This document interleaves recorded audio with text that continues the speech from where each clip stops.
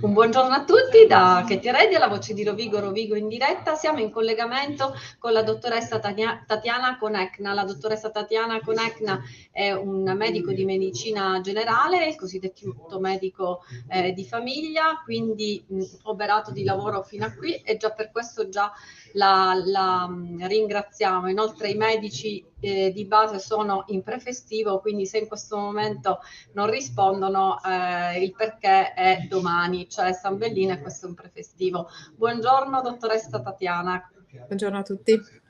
Dottoressa, le faccio una prima domanda perché il nostro approfondimento di oggi riguarda l'influenza. I dati della Regione Veneto parlano di 13.000 ammalati ogni 1.000 abitanti e voi ne pagate le conseguenze perché siete in prima linea.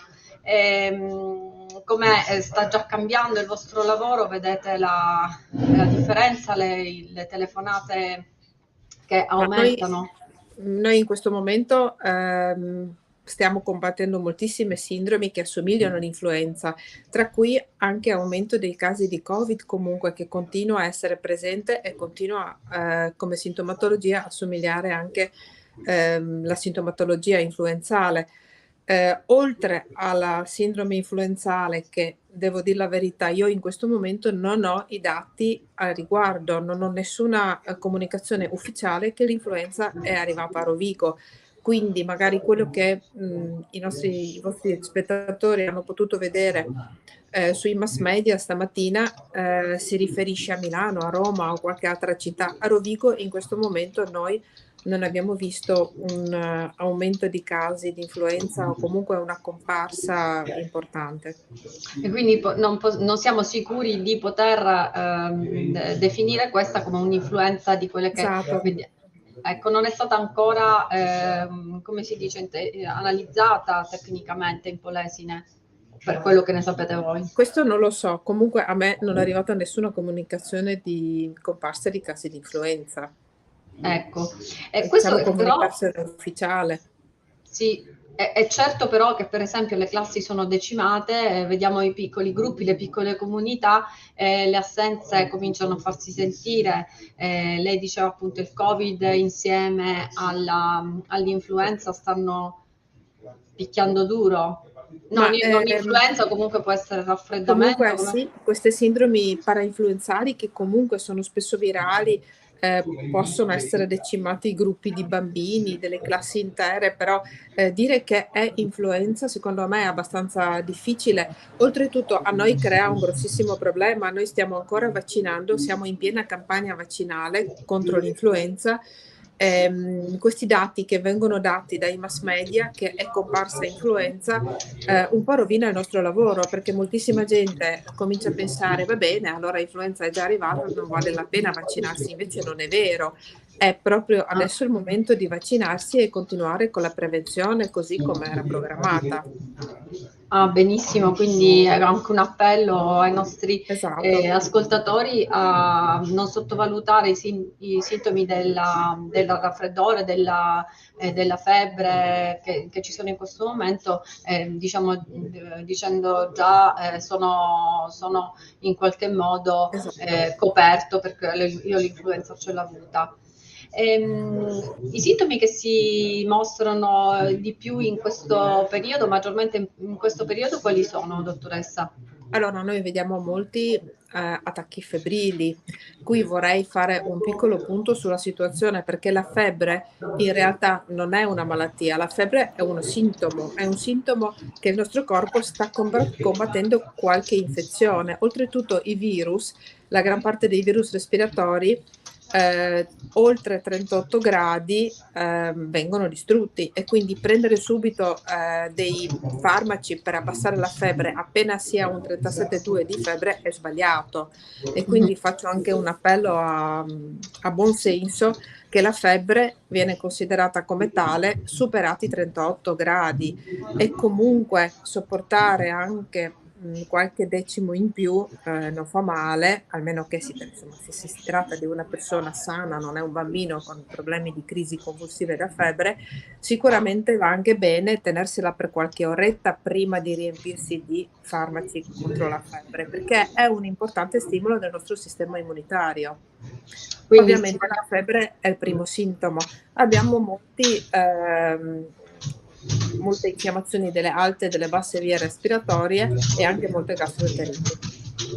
ecco, le gastroenteriti l'abbiamo sentito anche noi, abbiamo parecchie segnalazioni sia privatamente che come redazione. Questo come mai? C'è un virus che circola? Anche uno dei sintomi del Covid, abbiamo trovato molti pazienti positivi al Covid che come primo sintomo hanno avuto una forte gastroenterite. Ah, ecco. E quindi Quindi il anche lì Covid. abbiamo tutta una scala di virus che possono presentarsi con questa sintomatologia.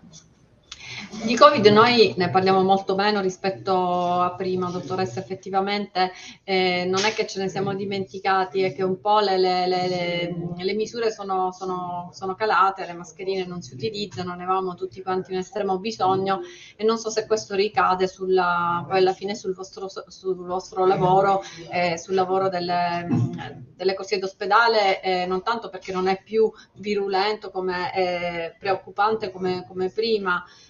Facciamo un punto, ecco, anche sul Covid, non voglio dire delle inesattezze, già sta sollevando gli Ma occhi al cielo.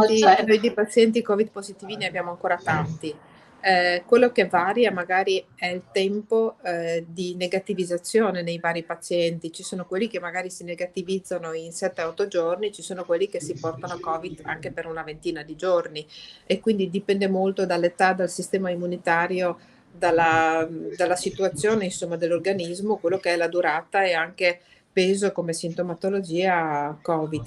È vero che non è come all'inizio del 2020, però insomma, non bisogna abbassar la guardia più di tanto. I farmaci che sono disponibili, di cui si parla, sono degli antivirali che vengono utilizzati in gran parte, nei pazienti che hanno, qualche problema primario, quindi o pazienti che stanno facendo chemioterapia o sono pazienti affetti da leucemia o dalle altre malattie molto gravi, anche perché bisogna considerare anche il prezzo degli antivirali che si usano contro il Covid, che vanno oltre 1.000 euro, e qui mi Ecco. fermo.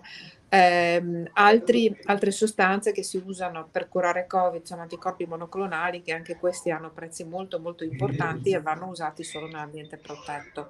E quindi sì, abbiamo qualche arma in più, però la guardia deve essere ancora alta.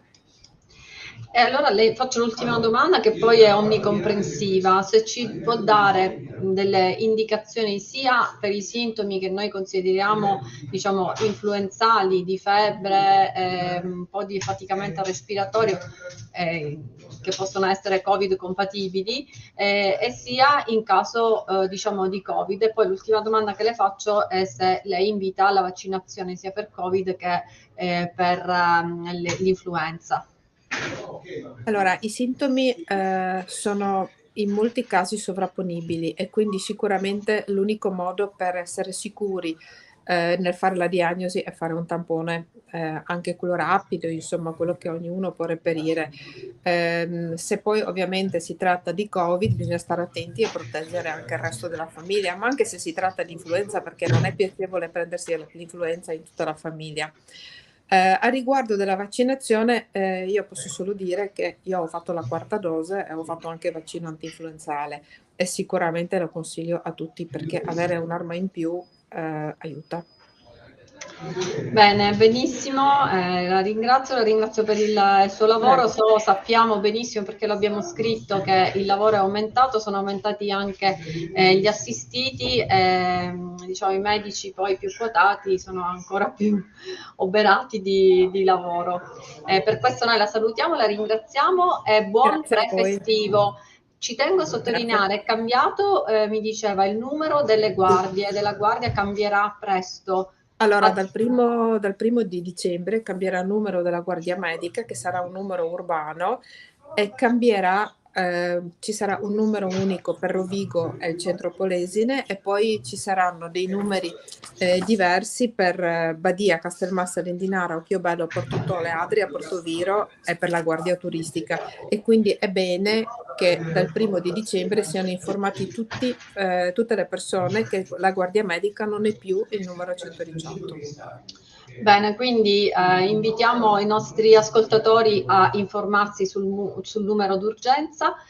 Salutiamo la dottoressa Konechna la ringraziamo per la sua estrema disponibilità. Buonasera.